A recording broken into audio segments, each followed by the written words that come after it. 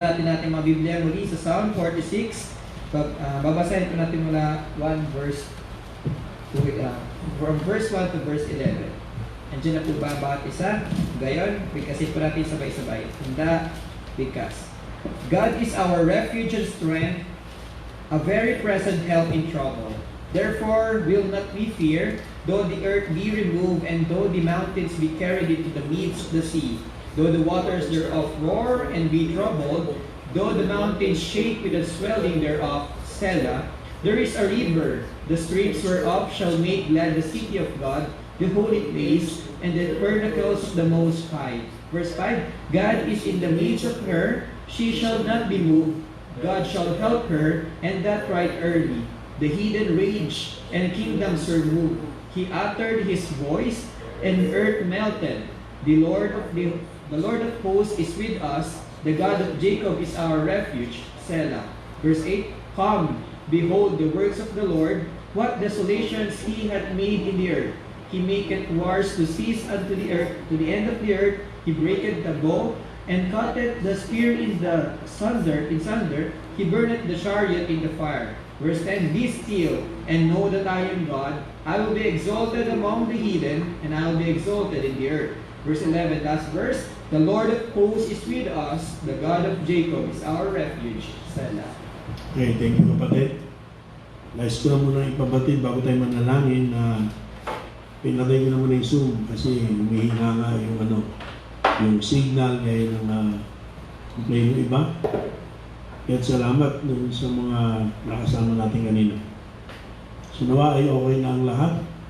At bago tayo magpatuloy, tayo nga ay muling manalangin. Tingin natin ang panguna, pagpapala ng Panginoon sa pag-aaral natin ng kanyang salita. Tayo manalangin. So, Psalm 46 po tayo ngayon. At yung entire Psalm, yung ating pong tutunghayan. Bagamat may 3 puntos lang po ito, pangunahing puntos ang ating bibigyang sa pansin na hati sa 3 parte, ito pong awit na ito. No? Sabi po ni Barnes sa kanyang commentary, meron po tayo dito at meron din sa internet yan. Sabi niya, it is not possible not to ascertain the occasion on which the psalm was written. It was evidently in view of trouble or of some impending calamity, apparently some national calamity, or sometime when the nation was in danger, and when it was felt that their only refuge, their last hope, was God.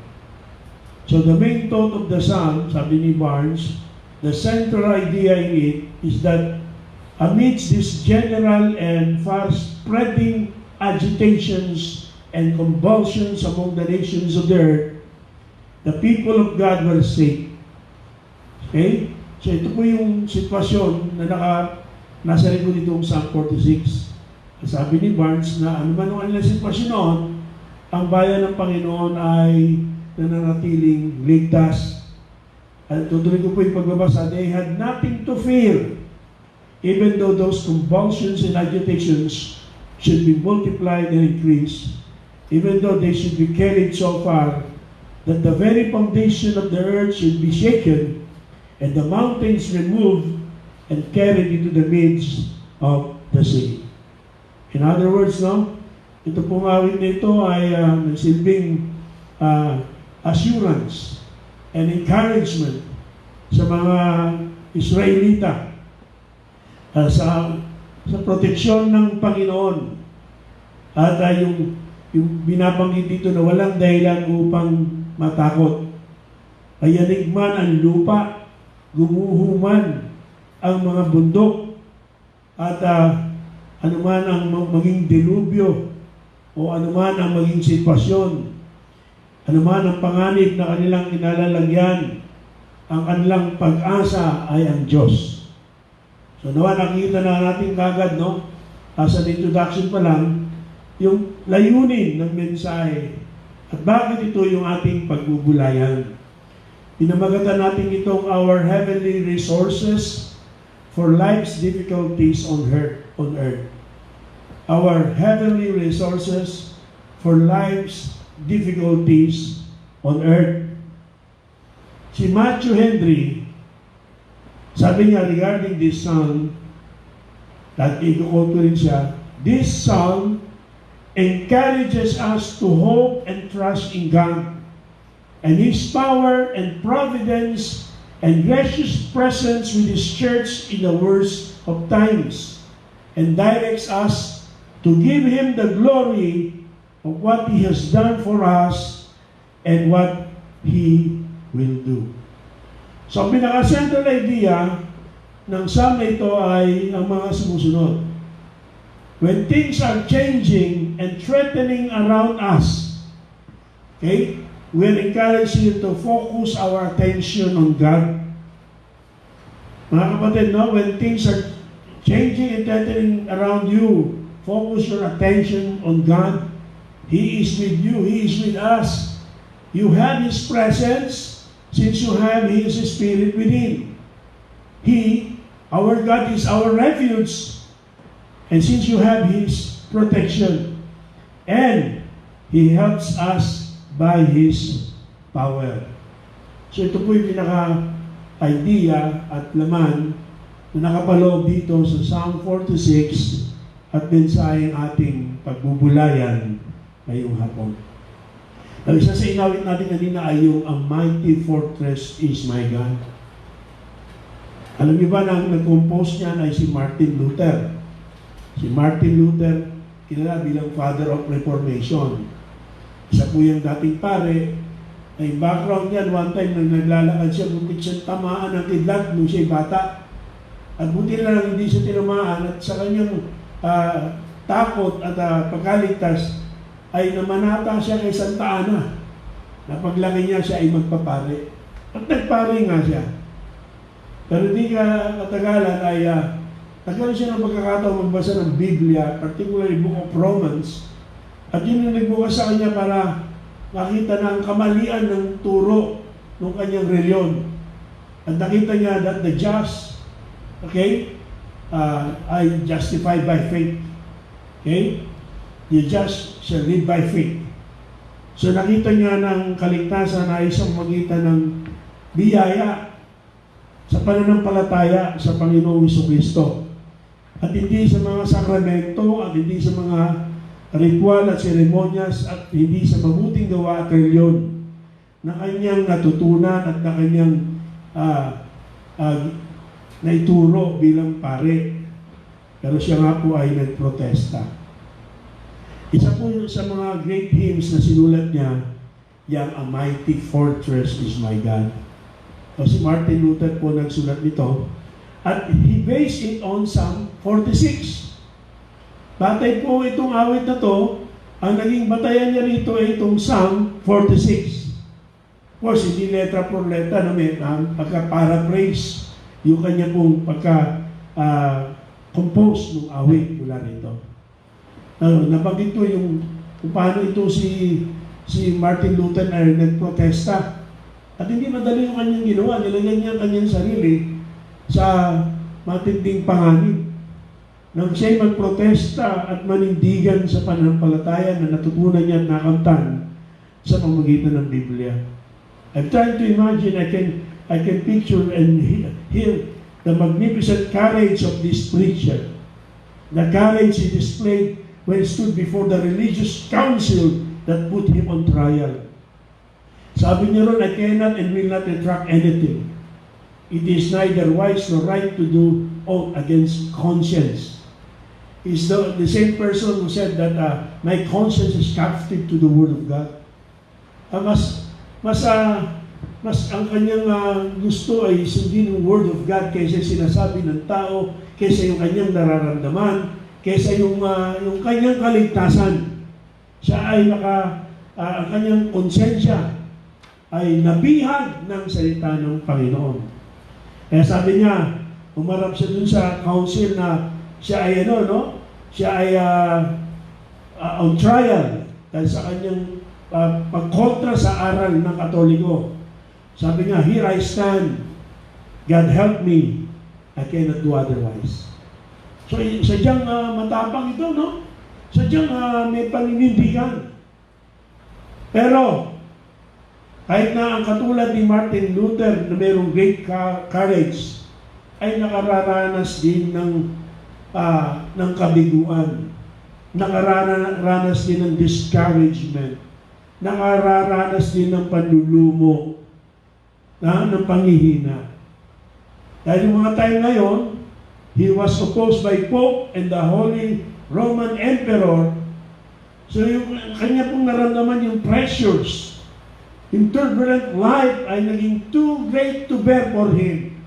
Pero pag ganito na ang sitwasyon ni Martin Luther, nasabihan niya isa pang kilalang protestante, si Philip Melanchthon, sabi niya, "Come and let us sing the 46th Psalm and let the devil do his works." So ito ay kanyang paboritong salmo, at mula sa salmong ito ay na-compose niya yung isa sa mga mga fundamental at mga foundational hymns ng pananampalatayang Kristiyano. So mula po rito sa ngayon nabanggit ko na tatlong pangunahing puntos yung ating tutunghayan. Pero siyempre may mga nakapaloob diyang mga detalye. So una, bigyan pansin natin yung encouragement, kaya yung sabi ni Matthew Henry, okay, yung central idea na nakapaloob dito sa buong psalm na to. At una nga rito ay yung protection from God. The protection from God. And because of this, we need not fear while we have a refuge. So in times of trouble, we are sheltered. At yan ang ating makikita rito sa verses 1 to 3. No? Yung protection ng Diyos. Walang dahilan para tayo matakot. Meron tayong refuge. Diba? Meron tayong shelter in times of trouble. Kagaya ng ating sitwasyon ngayon. So again, in verses 1 to 3, sabi yan, God is our refuge and strength, a very present help in trouble. Therefore, will not be feared, though the earth be removed, and though the mountains be carried into the midst of the sea, though the waters thereof roar and be troubled, though the mountains shake with the swelling thereof. Selah. So dito ang pinapakita po ay protection, okay, of God, protection that comes from God, and we need not fear. The protection na galing sa Panginoon, walang dahilan tayong matakot. Bakit kailangan natin yung refuge? And here we are told of the necessity of the refuge. Wala mang binanggit na specific trouble. Okay? But notice the illustration na ginamit ng salmista. Ito ay worst case scenario. Yung nakalagay dito. At kung ito ay mangyayari ngayon, kagaya nung pandemic lang ng virus nangyari yun, isa agad ang pumapasok sa isip ng tao. Ano yun? The end of the world. The end of the world. Parang gano'n nga Diba? Isipin nyo, nayanig ang lupa, gumuho ang mga kabundungan, okay? Nag-alimpuyo ang dagat. Ano ba iisipin natin na mga sunod-sunod na dilubyong ito? Malapit na katapusan ng mundo. Yun po, no? Yung ganitong sitwasyon, nakatulad ng nararamdaman, naiisip, at nagiging konklusyon ng maraming tao sa sitwasyon natin, nakatapusan na ng mundo. Okay? Itong mga ganitong sitwasyon, isa lang sinasabi ng Panginoon. Importante meron tayong kanlungan. Importante meron tayong proteksyon. At walang katumbas at walang iba na proteksyon na kailangan natin kundi liban sa Panginoon. So we have here the necessity of the refuge. And not only that, dinescribe din dito yung nature of this refuge. The nature of this refuge. Sino ba itong refuge na binabanggit dito? Ito ba ay yung hari ng Israel? Ito ba yung kanilang palasyo? Ito ba yung kanilang mga sundalo?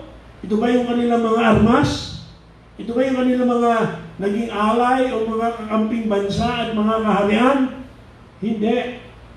Ang linaw at simple lang, ang payag dito pero napaka-importante. Sabi diyan sa verse number 1, God is our refuge. So, ang Diyos ang ating kanlungan, ang Diyos ang ating proteksyon. Okay? Ang Diyos ang ating tanggulan. And it's, with that simple phrase, no? Coming from this verse number 1, pakita natin that this refuge is a personal refuge. Ito ay personal. Okay? At ang personal na personang tinutukoy natin na siyang magpoprotekta sa atin, katulad ng pinanghawakan ng salmista, sa anumang sitwasyon meron siya sa panahon ito, ay walang iba kundi ang Diyos. Walang iba kundi ang Diyos. Pansinin nyo na kung paano nagsimula itong awit nito. Okay? Siya rin namang laging simula ng ating mga pagtugon sa anumang sitwasyon meron tayo. Siyang simula ng ating pag-iisip sa bawat araw. At itong pagsimula niya ay tungkol sa Diyos. God is. Take notice of that. That is very important. The psalmist begins where we all must begin. God is. As a simpleng dalawang salita na yan, no? Pinakita yung existence of God, pinakita yung pagiging ever-present ng God, nandiyan nakapaloob yung pagiging eternal ng God. At gaya ng awit ni Martin Luther, inawit natin kanina, a mighty fortress in times of battle. Our God is our refuge in times of trouble. And this refuge is, again, a personal refuge. Hindi ito material na bagay. Hindi sinabi ng Diyos at kaya gawin ng Diyos, bibigyan kita ng kanlungan. Bibigyan kita ng proteksyon. Hindi nagbigay lang ang Diyos ng kanlungan at proteksyon, ng tanggulan para sa salmista. Kundi ang Diyos mismo ang kanyang proteksyon. At ito rin yung pangako na ating mapangahawakan na nakapaloob sa awit na ito. Isang personal na refuge, tanggulan, yung ating pong taglay. At ito'y walang iba kundi ang ating Panginoon. At dahil yung ating Panginoon, yung ating kanlungan, yung Panginoon na ating refuge, ang Panginoon na ating proteksyon, ano ibig sabihin yan? It is a powerful refuge. Makapangyarihan yan. No, sa theology, pag binidefine yung God, what is the meaning of God? What is Elohim or El? Ang dinidefine yan, the strongest, strong one. Nandun pa lang sa pangalan na yun, yung pagiging pinakamalakas sa lahat. So dito binabanggit din, He is not only our refuge, He is also our strength. God is our refuge and strength. So this is very powerful. And this is an assurance that we have our much needed strength to endure anumang trials, anumang difficulties, and to emerge victorious against all the oppositions that we're going to experience and encounter in this life. Kaya nga kahit na si Apostle Paul, another example we can give, no? Kahit na nga siya ay nagkaroon ng karamdaman, yung tinik sa laman, kahit na hindi inalis ito ng Panginoon, pero ano ang naging tugon ng Panginoon sa kanya? Sa 2 Corinthians chapter number 12, verse number 9. 2 Corinthians chapter number 12, verse number 9, sabi niya, sa talatang yan, at tingnan niyo po, may Biblia naman po kayo. And He said unto me, my grace is sufficient for thee, for my strength is made perfect in weakness. Most gladly therefore will I rather glory in my infirmities, that the power of Christ may rest on me. Nawa yung ating pagiging mahina ngayon, dahil sa ating sitwasyon, wala tayong magawa. Yung epekto nito na tayo ay walang trabaho, yung tayo ay hindi makalabas, yung tayo ay walang pananalapi.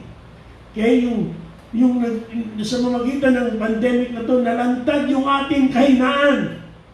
Pero sa mamagitan ng lalo tayong lumakas. Nakita natin yung kahalagahan ng Diyos, nakita natin yung kabutihan ng Diyos. Nakita natin yung ating pangangailangan sa Diyos. Nawa ay tayo ay pinalakas. ng ating kinakaharap na sitwasyon, kung paano ito pong salmista ay hindi lamang naproteksyonan, kundi pinalakas, kalakasan, hindi lamang galing sa Panginoon, kundi ang Panginoon mismo. In Isaiah chapter number 12, verse number 2, isa pang magandang talata rito, sabi diyan, Isaiah 12, verse number 2, Behold, God is my salvation. I will trust and not be afraid. For the Lord Jehovah is my strength and my song. He also is become my salvation. So the question is, do you have the confidence that God is your refuge?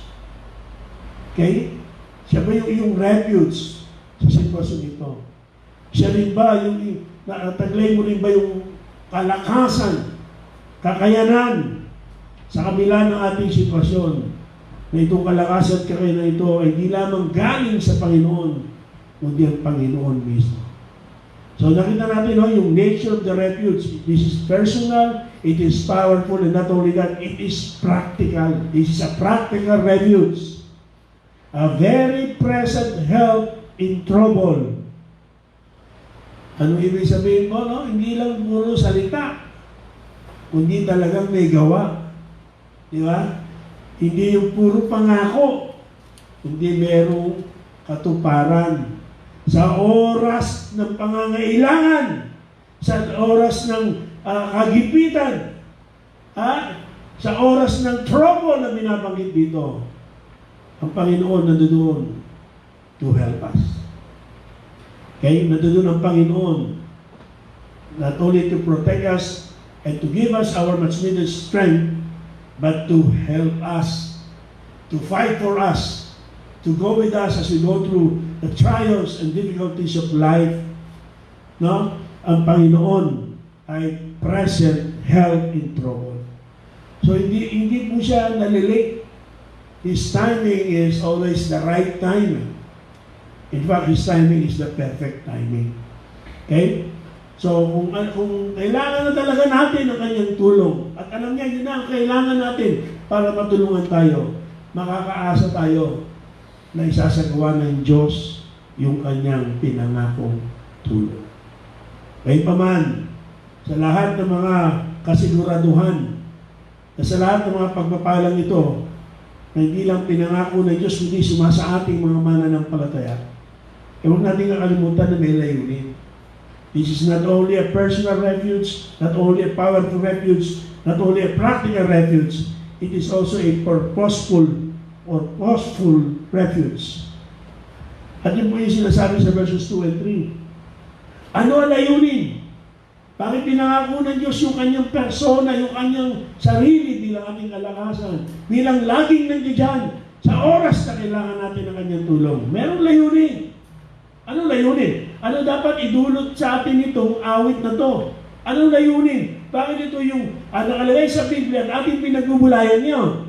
Ano nilalayon? In verses 2 and 3. Therefore will not we fear, though the earth be removed, no? And though the mountains be carried into the midst of the sea, though the waters thereof roar and be troubled, though the mountains shake with the swelling thereof. Selah. In other words, or to make it short, even if the world ends devastatingly, sabi ng salmista rito, do not be afraid, because nothing can overwhelm the Lord our God. Ay pag magunaw ng mundo, ano ba ikakatakot natin? Sabi, walang dahilan para tayo matakot. Sa pandemic na to, hindi ibig sabihin naman hindi tayo mag-iingat, pero walang dahilan para tayo matakot. Bakit?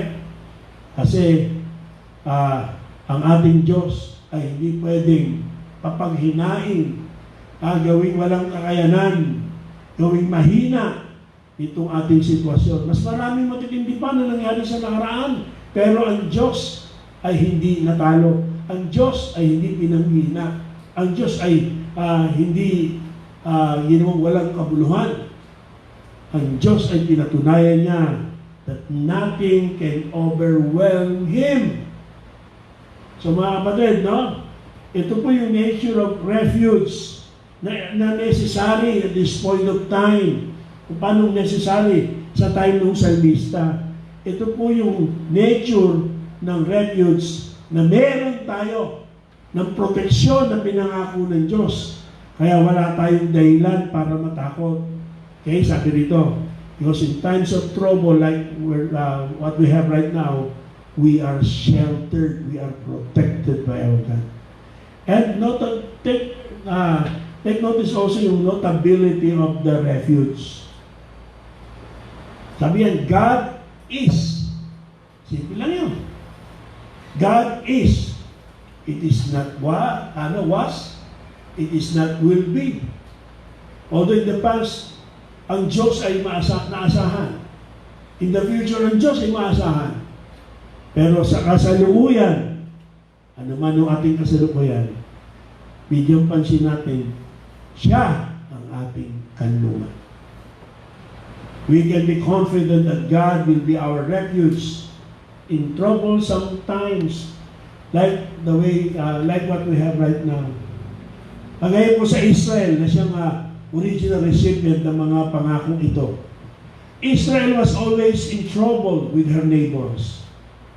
But while the other nations boasted of their impregnable walled cities, perched high on inaccessible cliffs, secured with iron gates and protected by fierce warriors, Israel was in a safer position than all of them. Why? Because God was her refuge and her strength.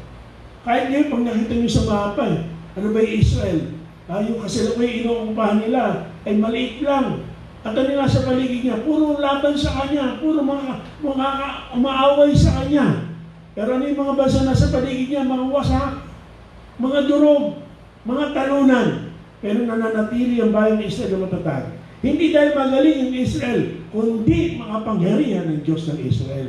At itong Diyos ng Israel ito ay in-extend ng Panginoong Kristo sa ating mga hintil. No, itong Diyos na to ay Diyos ng mga Kristiyano. Kaya importante, diyan natin Kristiyano ba tayo?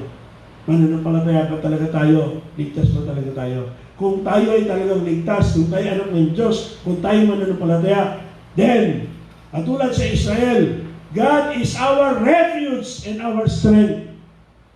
Kaya ang Israel, the people of Israel could live in a confident manner. Kahit malalakas yung mga bansa sa paligid niya, kahit matataas yung yung kanilang mga pader, yung kanilang mga kaharian, kampo.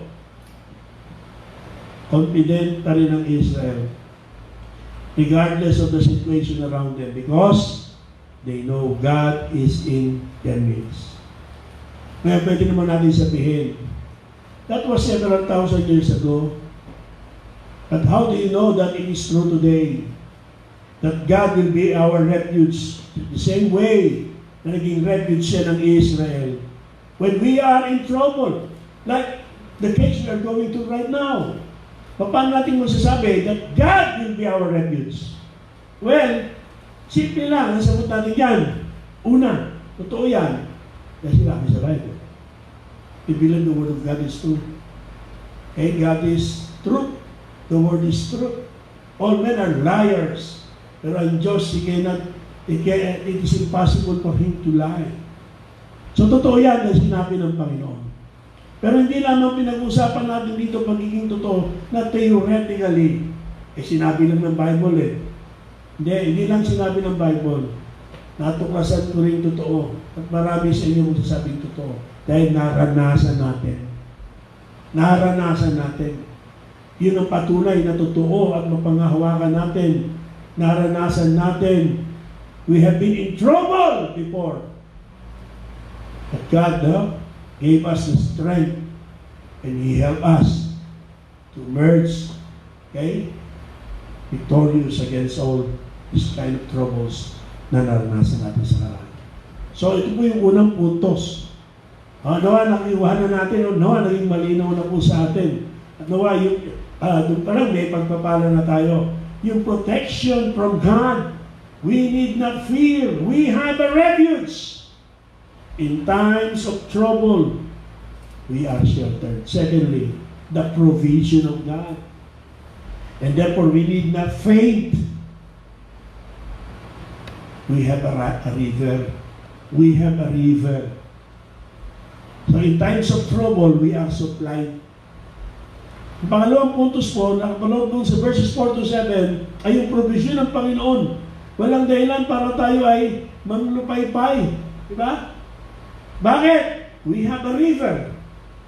And in times of trouble, meaning in times of trouble, we are supplied. Okay? Yung supply, yung provision ng Panginoon. Allow me again to read yung mga verses. Verses 4 to 7. Inyo rin There is a river. The streams whereof shall make glad the city of God, the holy place of the tabernacles of the Most High. God is in the midst of her. She shall not be moved. God shall help her, and that right early. The heathen raged, the kingdoms were moved. He uttered his voice, the earth melted. The Lord of hosts is with us. The God of Jacob is our refuge. Selah. Now, ano po ba yung binabanggit na river dito, no? Siyempre, may tinatawag yung natural river. Okay? Ito yung totoong river. Physical river. Pero hindi po ito tinutukoy dito eh. Alam niyo ba Israel, alam doon sa, di ba, noong mga panahon lagi, mga panahon una, kahit sa panahon natin ngayon, bakit naging isang malakas na bansa sa kasaysayan ng ng Egypt? Because of the Nile River. Hindi lamang yun ang means of, di ba, yung way to travel. Okay? For commerce, di ba? For warfare, di ba? Kundi yun din ang source ng pagkain at mga produkto. Kasama na yung asin, no? Yung nagduduktong ito sa dagat, kung saan asin ng mga panahon ng araw ay mahalaga. So pero higit sa lahat ito ay pinagkukunan ng mga mahalagang at kailangang bagay ng tao, yung natural river.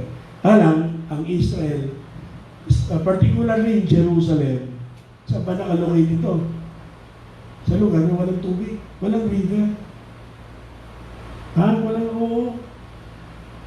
Pero sa wisdom na binigay ng Diyos, if I'm not mistaken kay Hezekiah, nagawa ng pagdadaluyan ng tubig, papasok dun sa Jerusalem.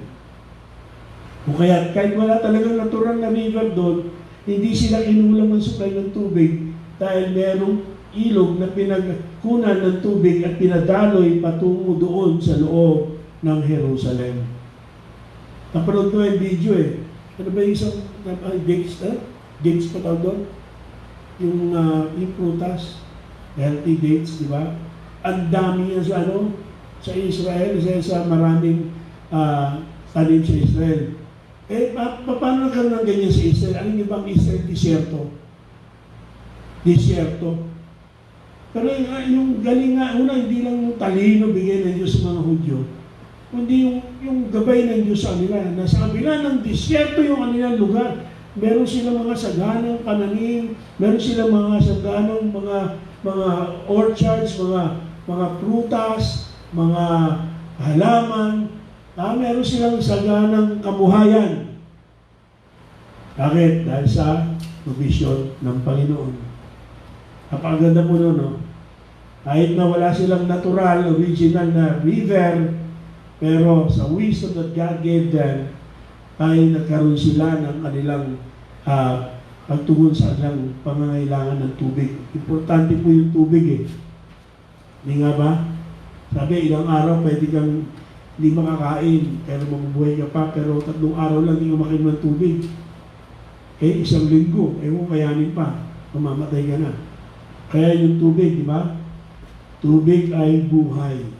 Ang tubig ay buhay. Hindi lamang yun. Diba, nabanggit natin yung halaman, eh kung walang tubig, yung tanim na walang tubig, anong nangyari, diba? So water is for growth. Kaya nga yung sinabi, yung picture na binigay patungkol sa blessed man, doon sa Psalm 1, diba? It's like a tree planted by the rivers of water. Nakatanim sa siping ng mga tubig. That, that bringeth forth his fruit in his season, and his leaf shall not also wither. Okay? So, may paglago, may pamumunga dahil sa tubig. Hindi naman buhay ang dulot niya, di ba? Kundi paglago at pagiging mabunga. Okay. So may tinatawag tayong natural river. But the one being described here is a spiritual river. Okay? The river here is in reference to the spiritual strength and power available from God for God's people. The provision of strength. There's no reason for us to faint. Walang dahilan para manghina, manglupaypay. Kaya may provision of strength. Okay? Sa kabila ng ang bayan ng Diyos na binabanggit dyan, the city of God, verse number 14 ninyo, was threatened by neighboring nations. Pero the inhabitants of Jerusalem were kalmado, hindi nagpapanik, calmly trusting in God's protection. And how would that be? How would they be so calm when their city was surrounded by their enemies? God has always had a river to bring peace to His own. It is the river, he said, the river of God's grace. The writer of this psalm is so certain that God's grace will bring about victory that he exclaims, God shall help us. Okay? Binanggit niyan sa verse 5, God shall help her. And that right early. So confident of God's grace. Okay? Itong psalmista. Note that the river of God's grace, number 1, is full. Ito pong ilog ng biyaya ng Diyos ay hindi po ito natutuyo. Hindi po ito bumababa. Kaawa ng Panginoon ha. Meron lang tayong natuklasan mga nakaraang panahon, pamutol-putol supply ng tubig. Salamat sa Panginoon yan, di nagbabagot malakas. Pero okay panalangin ng isang kapatid kanina, si Maria Mayroon sabi, nanawa ay nagulan na. Kasi baka matuyo yung tubig doon. Pero ang tagal nang hindi umuulan. No? Pero hindi napuputol ng supply. Para atang merong hokus-pokus na nangyayari dyan pinuputol-putol yung supply ng tubig, pero yung singil, pare-pareho pa rin. Pero talaga merong dyan, discarding kakaiba. Pero nakita rin naman natin bumaba yung level ng tubig, di ba, sa mga dams. Meron sa likodan namin doon ng bahay namin sa GMA na pag tag-init, tuyo yun. Pero pag umulan, hindi ka pwede ron, aanudin ka ron, at doon ka na makita sa Pedro. Ilan na inanod doon. No? Pero pag gano'n kaya yung sapa, nagiging ila. Pag walang ulan, natutuyo. Pero ito pong river na ito, na dinidescribe dito, ay laging puno, hindi nababawasan, at lalo nang hindi kinukulang, hindi natutuyo. At gano'n ang biyaya ng Diyos. Bakit sinabi hindi natutuyo? Tingnan niyo po yung verse number 4. There is a river, the streams whereof shall make glad the city of God, the holy place of the tabernacles of the Most High. Yung word po rito, na streams, it means a constantly flowing river. This river is a constantly flowing river. Patuloy na may tubig. Patuloy na umaagos yung tubig. Patuloy na puno ng tubig. So ito po yung biyaya ng Panginoon. We need not faint. We have a river. In times of trouble, we are supplied. Don't forget and claim the provision of God, particularly the provision of God's grace. It is full. Secondly, it is free. O tinan niyo po binabanggit doon sa Isaiah 55, verses 1 and 2. Isaiah 55 this time, verses 1 and 2. Ano sabi diyan? Ho! Habang sa Bible, ho, everyone that thirsteth, come ye to the waters, and he that hath no money, come ye buy, and eat. Yea, come buy wine and milk without money and without price. Wherefore do you spend money for that which is not bread, and your labor for that which satisfieth not? Hearken diligently unto me, and eat ye that which is good, and let your soul delight itself in fatness.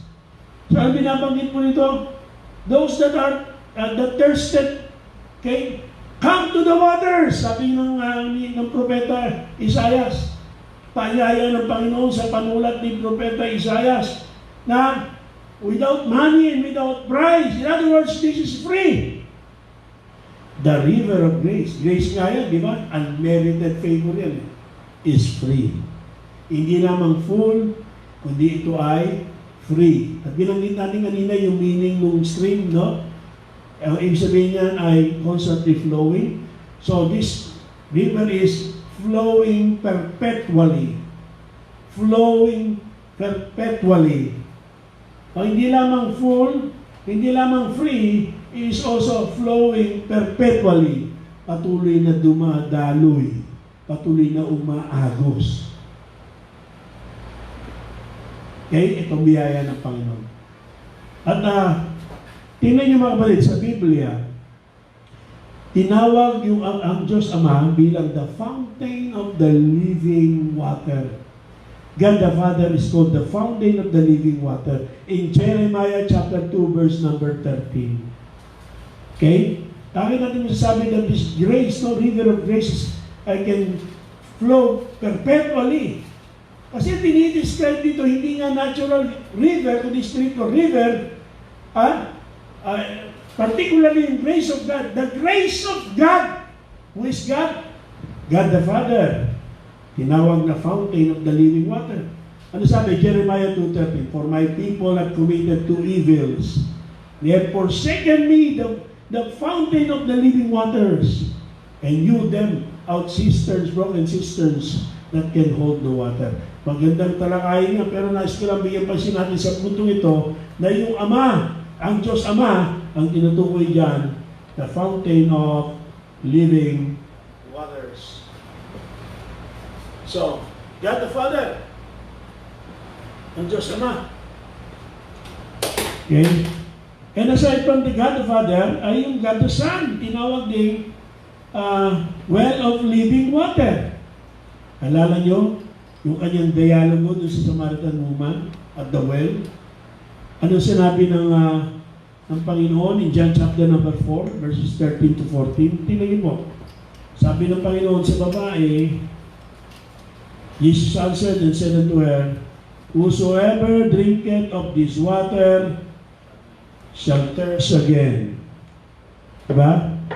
But whosoever drinketh of the water that I shall give him shall never thirst.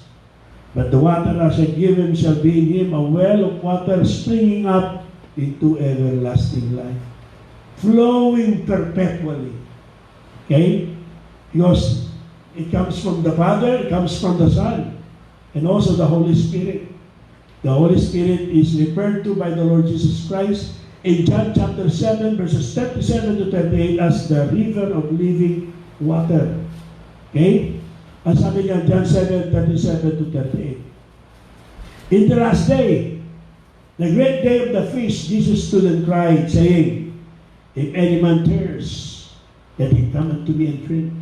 He that believeth on me, as the Scripture hath said, out of his belly shall flow rivers of living water. And when you study this, he is referring to the Holy Spirit na binigay niya sa mga mananampalataya. Okay? Na sa mga mananampalataya ng Panginoon ay bumalik na doon sa langit.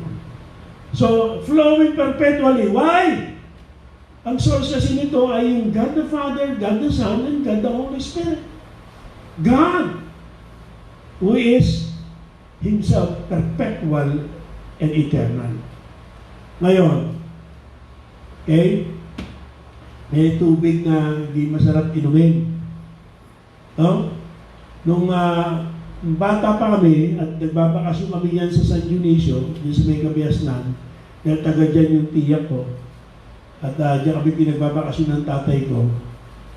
Ang isa lang ayaw ko dyan, di ba na yung bahay namin, direktang dinadaanan ng eroplano, kahoy yung bahay, kaya yumayanig kami pag dumaan ng eroplano. Ang matindi dyan yung tubig. Yung tubig nila nung araw, ang alat. Kakaiba naman ng mga pisang ko, pag pupunta naman sa amin Singalo, ayaw nila ng tubig namin. Kaya tubig namin matabang. Pero ayaw ko ng tubig, ang alat. Hindi masarap. Ang alat. So hindi lahat ng, nauuhaw ka, iinom ka. Yung tubig dagat, binababawa inumin yan eh. Kung ikaw di ba, nasiraan ka ng barko, nalubugan ng barko, at ikaw nasa lifeboat at palutang-lutang ka dyan ng ilang araw, tapos nauuhaw ka, iinom ka ng tubig dagat, nako, hindi lamang masisira ang ulo mo, ikaw mamatay mo lalo yun. It is not fulfilling. But the water, okay, the river of God's grace, the river that flows from God Himself is fulfilling. Pinabanggit yan dito sa verse number 4, there is a river, the streams whereof shall make glad. It will make glad the city of God, the holy place of the tabernacles of the Most High. Mga kapatid, as we go through this pandemic and every troubles and problems, okay, difficulties, habang nandito tayo sa earth na to, sa mundong ito, which is not our home, we're just passing through. Kasi meron tayong divine resources, heavenly resources, the grace of God. The grace of God. From the river of God's grace, meron po tayong water that shall make us glad. The city of God, it is fulfilling. In Isaiah chapter 44 verses 3 to 4, ano sabi po dyan? Isaiah chapter 44 verses 3 to 4, for I will pour water upon him that is thirsty, and floods upon the dry ground. I will pour my spirit upon thy seed, and my blessing upon thine offspring. And they shall spring up as among the grass, as willows by the water courses. I will pour water upon him that is thirsty. So listen, this is God's provision. Okay? It is more than providing our physical needs, our material needs. God can do that. And God has proven that He is aware of our needs for those things. Alam ng Diyos yan. Pero higit na pinoprovide ng Panginoon, higit natin kailangan at yun ang kanyang biyaya. Yung kanyang biyaya sa ating sitwasyon. So ito po, nakita natin una, the protection from God. And therefore, we need not to fear because we have a refuge. In time of trouble, we are sheltered. Pangalawa, nakita natin the provision of God. Wala po sa verses 4 to 7, kanina verses 1 to 3. Because of that, we need not faint. Why? We have a river. The river of God's grace. So in times of trouble, we are supplied. Not only physically, not only materially, but most especially spiritual supply. Last but not the least, okay, the power of God. And that is what we have in verses 8 to 11. We have the power of God. Ito yung ating heavenly, one of our heavenly resources. Not only the provision of God, not only yung protection of God, but the power of God. And therefore, we need not fret. And we have a revelation. We need not fret. We have a revelation. And what is that revelation? In times of trouble, we are secure. In times of trouble, we are secure. Again, verses 8 to 11, ako uli magbabasa na lang, subaybayan niyo sa inyong mga Biblia. Come, behold the works of the Lord, what desolations He hath made in the earth. He maketh wars to cease unto the end of the earth. He breaketh the bow and cutteth the spear in sunder. He burneth the chariot in the fire. Be still, and know that I am God. I will be exalted among the heathen, I will be exalted in the earth. The Lord of hosts is with us. The God of Jacob is our refuge. Selah. Tandaan nyo, awit kasi ito, no? At yung Selah, yan ay holy post. Kung sa mga choir sheets, song sheets, merong rest. Ito yung Selah. Rest. You pause for a while. It's a holy post. You need to ponder. You need to, to enjoy and think about the message of the song. At dito, merong holy post ulit. At dito tumutukoy sa power of God. And this power is unlimited. Behold the works of God. What desolations He hath made in the earth. Come to think of how He worked from the very beginning. And still God is working right now. Kaya hindi po siya nalobat, nabawasan ng power. Time and again, binabanggit natin yan. Hindi nabawasan ng iganting na kapangyarihan, kadakilaan, pagka-Diyos ng Diyos. Sa kabila ng matagal na siyang Diyos, at marami na siyang ginawa mula noong umpisa. Behold the works of God. So His power, first of all, is unlimited. That's what we have in verse number 8. We should think of what God has done in the past. Paano niya tinulungan itong mga heroes of faith, itong mga Bible characters dito, yung Israel nga. At yung mga nauna sa atin sa kasaysayan ng Iglesia, sa trail of blood, at kahit sa ating sariling buhay, yung gawa ng Diyos sa buhay natin. And His purpose here is unlocked. Okay? Bakit ang Diyos ay may ganitong provision? Bakit ang Diyos ay mayroong proteksyon? Bakit ang Diyos ay mayroong patuloy na paggawa? Kaya nung ating nabasa sa talata, here the purpose is unlocked. And we have that in verse number 10. Be still and know that I am God. I will be exalted among the heathen. I will be exalted in the earth. Take notice first yung word, yung two words na be still. No, be still. It means take your hands off and let me be God. No? Ibig sabihin, may ginagawa ang Diyos ay gusto kong makilang. May ginagawa ang Diyos ay gusto kong pigilan. May ginagawa ang Diyos ay gusto mong tumulong. Ang sabi ng Panginoon, tumigil ka. Itawan mo ako. May gusto gawin ng Diyos sa iyo ay kumukontra ka. May gusto gawin ng Diyos sa iyo pinangunahan mo siya. Huwag mong pangunahan ng Diyos. Huwag tayong magmarunong kaysa sa Diyos. Huwag tayong kumontra sa Diyos. Walang magagawa yan. We should let Him be God. He is God.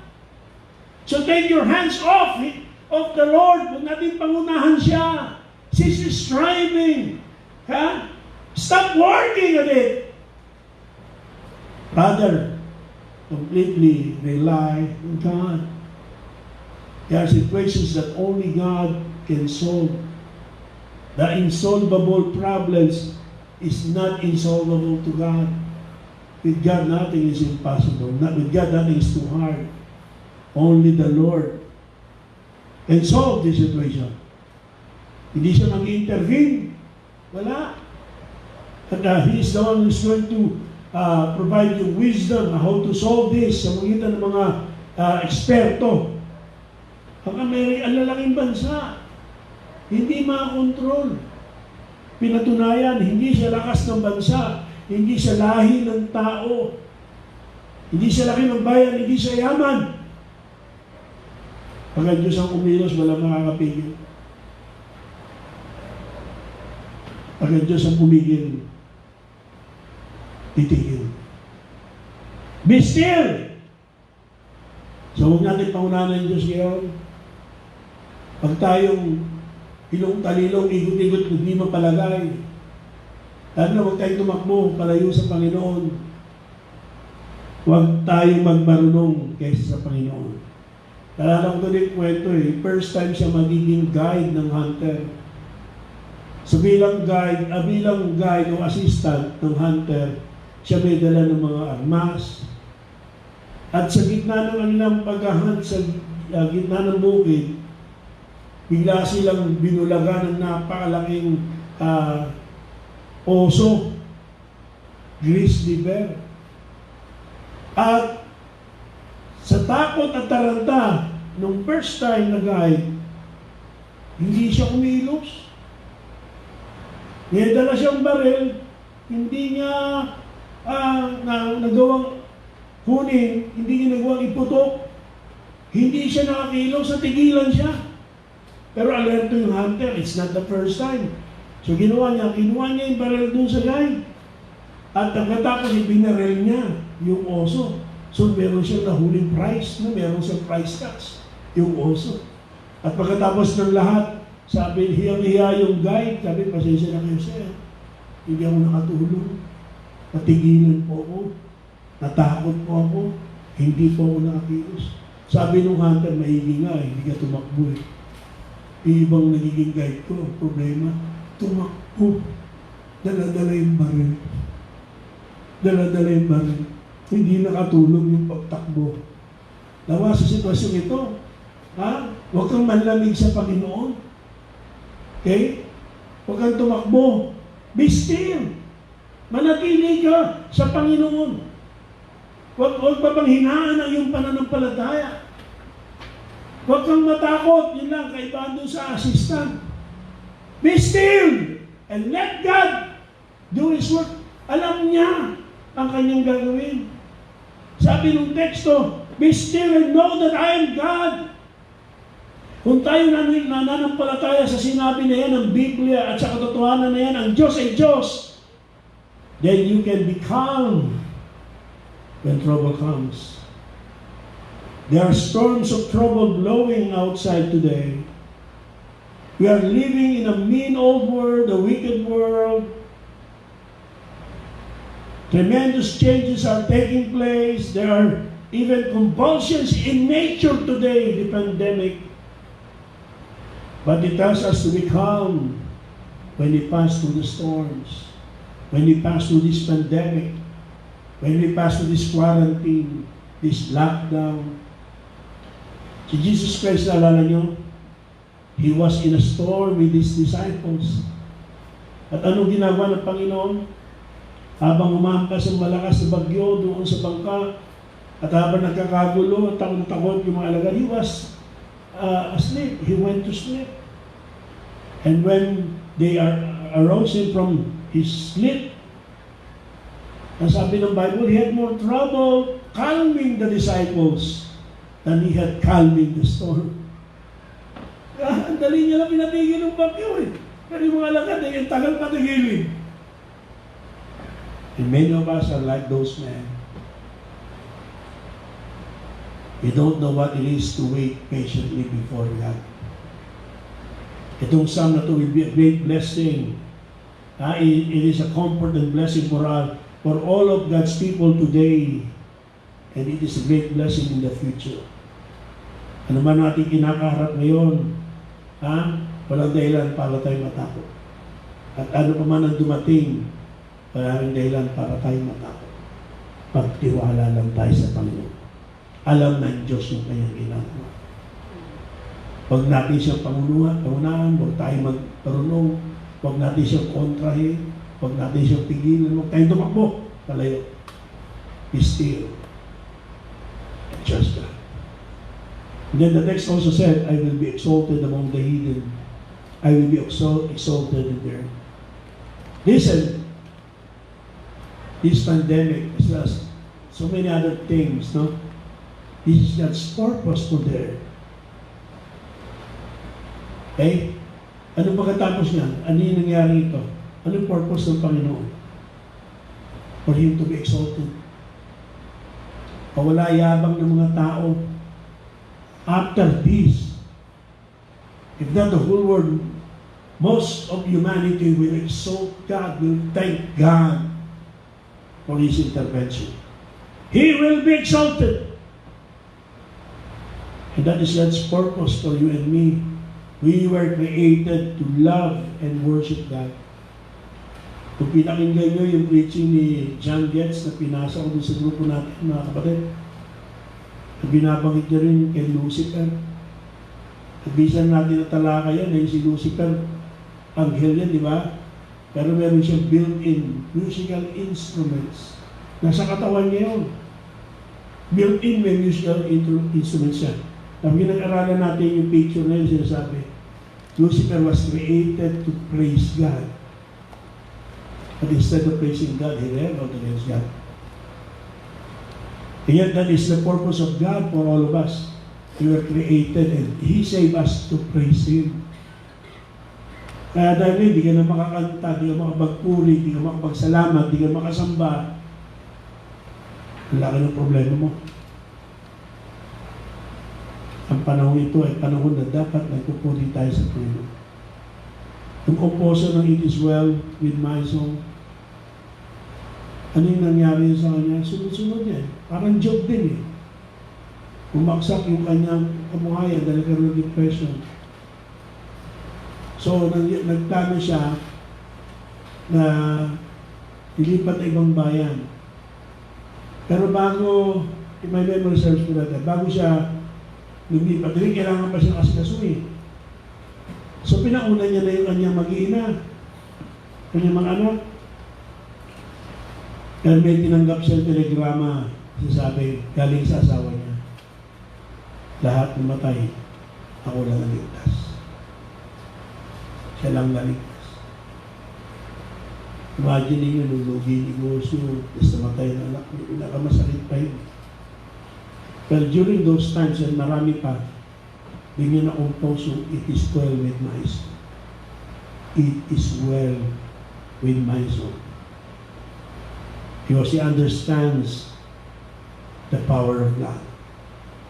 He understands the purpose of God. Huwag natin kakalimutan, all things work together for good. For the glory of God, first and foremost. And His person is unequal. Okay? Tuloy ko. His power is unlimited, His purpose is unlocked, and His person is unequal. We have that in verse number 11. Ano sabi ng verse number 11? We're almost done. Sabi, the Lord of hosts is with us. The God of Jacob is our refuge. Selah. So another reason given here why God does great things is for His people's safety and protection. Sino raw ang sumasatin? The Lord of hosts is with us. The Lord of hosts is on our side. He takes our part. He is present with us, and He watches over us. He is our refuge, and when we run to Him, we can be sure of our safety. All of His children should rejoice in this. We have the presence of God with all His power. Sabi niyo, the Lord of hosts is with us. God is the Lord of hosts because He has the hosts of heaven and earth at His beck and command. And He uses them as He places as the instruments either of His justice or of His mercy. God is sovereign, Lord of heaven and earth, but He is with us. He sides with us. He acts with us. And He has promised He will never leave us. Multitudes man may be against us, or this pandemic may be against us. We don't need to fear. Poverty, persecution may be against us. We don't need to fear. If the Lord of hosts is with us, if you're a child of God, you are under the protection of God who is able to help you. We are under God's protection and He is able to help us. He is our God. He is our refuge. He will shelter us during life storms, and we will be satisfied if we will just trust Him. He will give us peace of mind when we have troubles and fears. Our God has been, is, and will be with us. He has been and is and will be our refuge. So you can say with me, if God be for us, who can be against us? Now in conclusion, In times of trouble, brothers and sisters, like the one we're having right now, we can count on God. When things are changing and threatening around us, focus our attention on God. He, again, is with us. We have His presence since we have His Spirit within. He is our refuge since we have His protection. He helps us by His power. Now, this might be a good point to ask some questions before we close. Are you depressed by troubles? Are you depressed by this pandemic? Are you depressed by your needs? Don't be. Because God is our strength. And with Him we can bear our burdens because He will put strength into us. Are you suffering? God can help you. God will give you what you need because He is present with you. He is a helper that has been tried and proven reliable. And if you don't have, and we don't have to look for Him or search for Him. Why? Because He is always here. He is always with us. He is sufficient to handle any problem, any kind of troubles, our difficult situations, the hard things in this life. He is sufficient. And we cannot find better help than Him. That's the fact. Wala nang hihigit pa sa Diyos. Sa kakayanan niya at naitutulong niya sa atin. Kaya napatay na natin. So sabi dito, we don't have to be afraid of the power of hell or earth. If God be for us, who can be against us? Who can do us any harm? Therefore, let's keep trusting the Lord. And we will have the reason to fear. Pero yan yung sabihin ko muna, nakakalungkot lang kasi. Sabi natin, let's keep trusting the Lord. Maraming mga Kristiyano o nagpapakilala Kristiyano, they fail to trust God in times of trouble. And you know what's the reason behind that? They know nothing about the sufficiency of God. They know nothing about His power, and nothing about His person, they know nothing about His presence.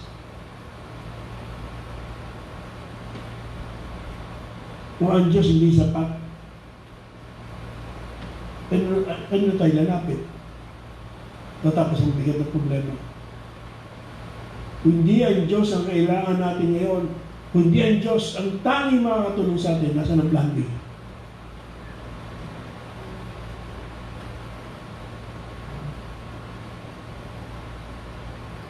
Kailangan natin ay someone that will not fail us, and God will never fail us. Our God is sufficient in any circumstances. He never fails at anything. Yung mga tao, they think they are the only ones who were ever had trouble. But bilang people of God, and we find God is sufficient. Dapat alam natin yan. Dapat naranasan natin ang pinangawakan. Our God is sufficient in times of trouble. God is our refuge. He is our strength and a very present help when we are in trouble. Men down to the ages have found this to be true. You ask all those heroes in faith. They have proven this to be true. I've proven this to be true. God is sufficient. Now, let me end this way. I've been speaking mostly to the believers, to the family of God. I'm not sure kung may nakikinig dyan, hindi pa ini-invite si Jesus Christ sa inyong buhay. Hindi mo ina-admit na kayo makasalanan and that you deserve to go to hell, that nothing and no one can save you except Jesus Christ. I'm not sure kung meron dyan na hindi pa saved. So allow me to close by giving a short, a very short, brief message, encouragement to you. You see,